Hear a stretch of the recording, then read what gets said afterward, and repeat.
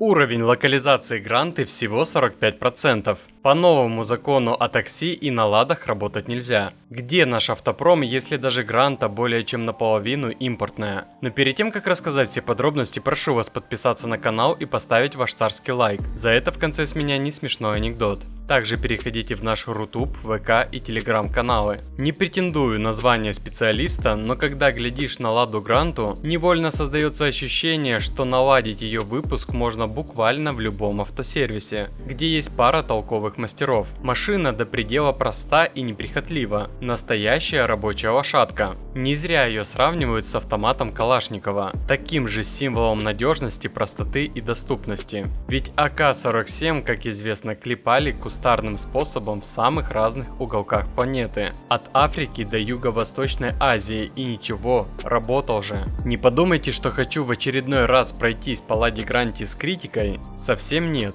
Я лишь стараюсь смотреть на вещи трезво. Если бы АвтоВАЗ начал выпуск этого автомобиля в конце 80-х, вопросов бы не возникло. В те времена она вполне могла бы составить конкуренцию японским аналогам, особенно на фоне еще развивающегося корейского автопрома, не говоря уже о том, что китайского сектора даже фактически не существовало. Но, как известно, история пошла по другому пути. Гранта вышла на конвейер только в 2012 году, и вот уже 13 лет практически не меняется. Все та же доработанная восьмерочная платформа, те же моторы как 8-клапанный, так и 16-клапанный. Трансмиссия все та же механика с 5 передачами, с характерным воем, знакомым всем владельцам.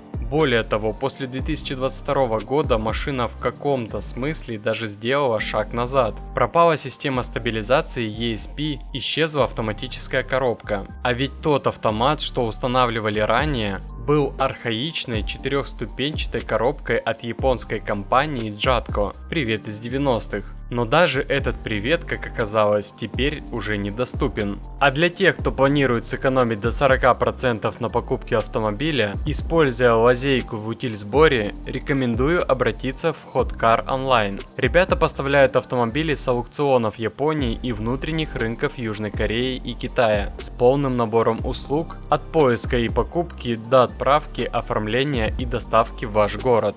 Hotcar берет на себя подготовку всех документов, перевозку на судне, растаможку, ГИБДД, а вы получаете автомобиль, готовый к эксплуатации. Ознакомьтесь с базой отзывов и рекомендаций от клиентов, с которыми уже пройден этот путь. Контакты и ссылки оставил под видео, пишите или звоните, и вам рассчитают стоимость понравившегося автомобиля и расскажут, как получить выгоду до 40% с рынком РФ. А мы идем дальше. После 2022 года про Гранту выяснилось и кое-что другое. Оказывается, несмотря на всю техническую незамысловатость, окраска кузовов Гранты производилась с использованием импортных красок, славянских и американских. Переход на российские и китайские аналоги оказался не таким простым. АвтоВАЗ даже на время столкнулся с нехваткой лакокрасочных материалов, но, насколько известно, с проблемой справились, хотя сам факт наводит на размышления. Теперь к сути вопроса. Недавно глава АвтоВАЗа Максим Соколов заявил на форуме «Просто Капитал», что уровень локализации автомобилей Лада достиг внушительных 90%. Звучит оптимистично и вселяет надежду. Все-таки заводу пришлось пройти через непростой период отказа от французской поддержки и импортных комплектующих. Однако, по информации от специалиста НАМИ Александра Горчакова, ситуация выглядит куда скромнее. Реальный уровень локализации у Лады Гранты с самой доступной модели составляет всего 45,7%. Даже до половины не дотягивает.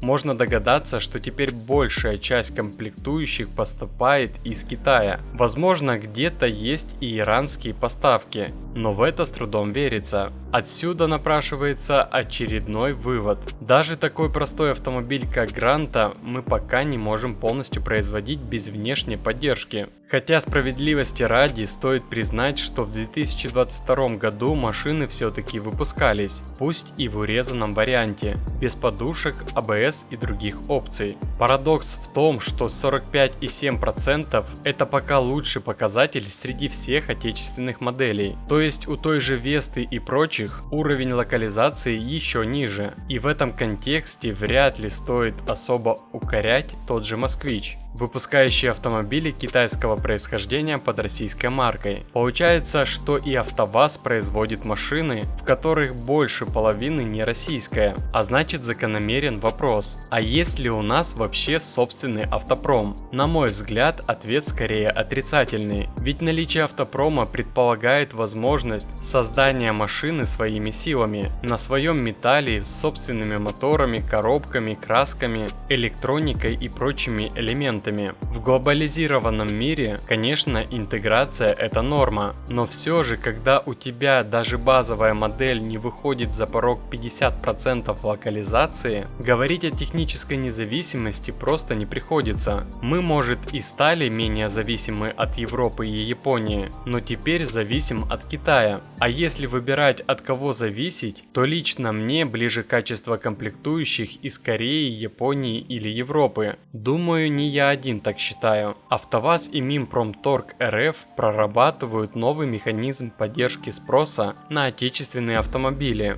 Это обеспеченные субсидиями из федерального бюджета прямые скидки для покупателей. Об этом сообщает Сергей Громак, вице-президент АвтоВАЗа. В случае реализации предложения автопроизводитель напрямую будет давать скидку покупателям в обход процентов банков по кредитам. Сейчас господдержку можно получить только при приобретении машины по льготному кредиту или лизингу. На запрос прокомментировать ситуацию в Минпромторге подтвердили, что идея субсидирования прямых скидок обсуждалась с АвтоВАЗом, но подчеркнули, что готового предложения от автогиганта еще не получали. Ведомство будет готово рассмотреть его, как только оформленная и детализированная идея поступит от АвтоВАЗа. Затоваренные склады надо как-то распродавать. По конским ценам не берут. Сначала выдаили из людей утилизборами и прочими поборами, потом чутка копеек вернут в виде скидки. Как же надоела эта клоунада. Федеральный бюджет недополучит в течение этого года около 200 миллиардов рублей доходов от утильсбора за колесную технику,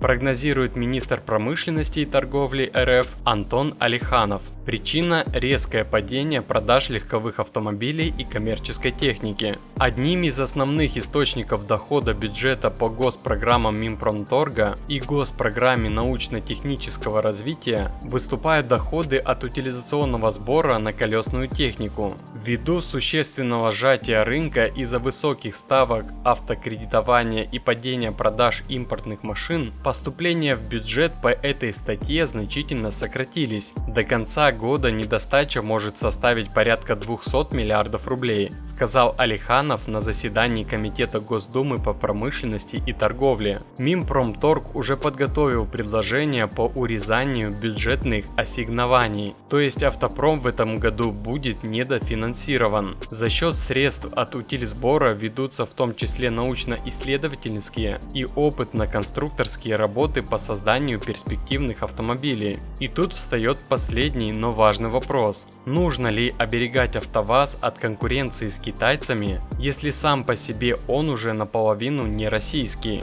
Это вопрос не праздный, а принципиальный. Хотя, возможно, у каждого из нас будет свой ответ. Поделитесь своим мнением, ведь как раз в таких разговорах и рождается настоящая честность. Ну и обещанная мною шутка. Самая счастливая пора в жизни — это когда желтые Жигули нравится больше, чем черный Мерседес. А больше автоновостей, инсайдов и юмора вы найдете в наших Рутуб, ВК и Телеграм каналах, ссылки в описании.